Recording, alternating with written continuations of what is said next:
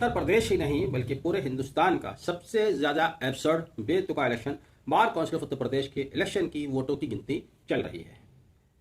अब आपको अजीब सा लगा होगा कि इस चुनाव को मैंने एब्सर्ड या बेतुका क्यों कहा, और मेरे मुंह से निश्चित रूप से आपको ये शब्द सुनना अच्छा भी नहीं लगा होगा। सुनिएगा, बताऊंगा क्यों।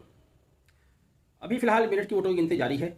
दूसरे दिन वोटों की गिनती पूरी होने के बाद, अभी मिनट की गिनती कल भी होगी, तीसरे दिन भी होगी, लेकिन आज दूसरे दिन की शाम तक एक बड़ा फेरबदल लिस्ट में देखा गया।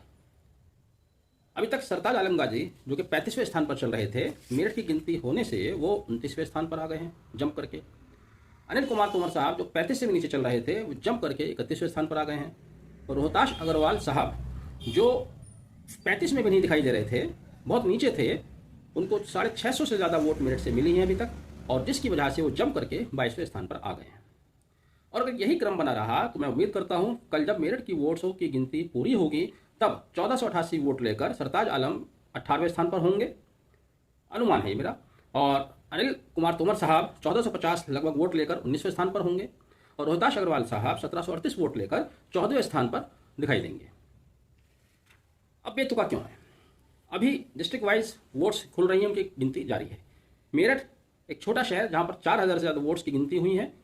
उन गिनती होने के बाद आपने देखा कि जो वरीयता सूची है उसमें एकदम से एक बदलाव आया, एक जंप आया, जिससे जाहिर होता है कि मेरठ का वोटर्स, मेरठ का मतदाता अपने शहर के उम्मीदवारों को वोट देना चाहता है, और उन्होंने दिया, जैसे कि दूसरे शहर का मतदाता अपने शहर के उम्मीदवार को जिसे वो जानता है उसको वोट देता है। होना भी ये चाहिए। लेकिन जब यही सिलसिला आगे बढ़ेगा, प्रयागराज, कानपुर, लखनऊ की तरफ जाएगा, जहां 3 शहरों के ही वोट 1.5 लाख के करीब हैं, तब आप देखिएगा कि जो अभी तक वरीयता सूची में 100वें स्थान पर भी नहीं है, वो आपको टॉप 25 में दिखाई देंगे। इसलिए मैं इस चुनाव को बेतुका इलेक्शन कह रहा हूं, क्योंकि ये अकेला ऐसा चुनाव है जहां पर उम्मीदवारों का कोई कार्यक्षेत्र नहीं है। एक उम्मीदवार पूरे प्रदेश से वोट ले रहा है।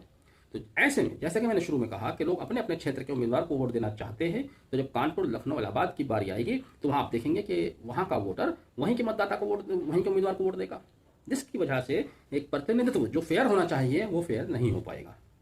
जब अंतिम 25 की सूची बनकर तैयार होगी, उसमें ज़्यादातर आप देखेंगे जीतने वाले सदस्य पूर्वी उत्तर प्रदेश के होंगे, क्योंकि उनके पास वोटों का एक बड़ा जखीरा है।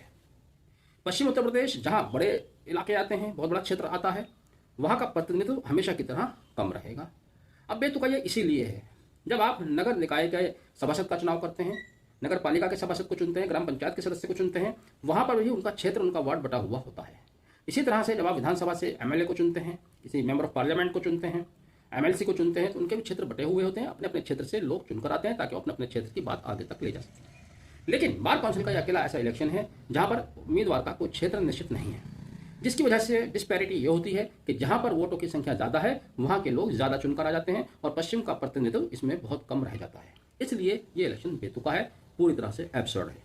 ऊपर से वोटों की गिनती का तरीका, फर्स्ट प्रेफरेंस, सेकंड प्रेफरेंस, उस पर तो अलग से चर्चा की जाएगी। लेकिन जिस तरह से नतीजे अभी आप उलटफेर देख रहे हैं, मेरठ के उम्मीदवार बेचारे खुश हो रहे हैं, लेकिन ये सिलसिला ज़्यादा दिन नहीं बना रहेगा, क्योंकि यहाँ पर डिस्पैरिटी है। इस डिस्पैरिटी को खत्म करना चाहिए। बार काउंसिल अगर फेयर प्रतिनिधित्व देना चाहती है तो उसको भी क्षेत्रवार उम्मीदवार तय करने चाहिए। अगर डिस्ट्रिक्ट वाइज नहीं कर सकते, कम से कम मंडल वाइज आपको तय करने चाहिए, ताकि वकीलों की, क्षेत्र वकीलों की अपने प्रतिनिधि हों और उनकी अपनी मांग बार काउंसिल तक उचित तरीके से उठाई जा सके। अब पूर्वी उत्तर प्रदेश का वकील वो पश्चिम उत्तर प्रदेश के वकीलों की समस्या क्या समझेगा? उनकी समस्याएं अलग हैं, पूर्व के वकीलों की समस्याएं अलग हैं। इसी तरह से पश्चिम का अगर कोई वकील नियुक्त होकर जाएगा, सदस्य बनकर जाएगा, उसे पूर्व के वकीलों की समस्या से क्या मतलब? उनकी समस्याएं अलग हैं, उसके बाद अपनी समस्या अलग है।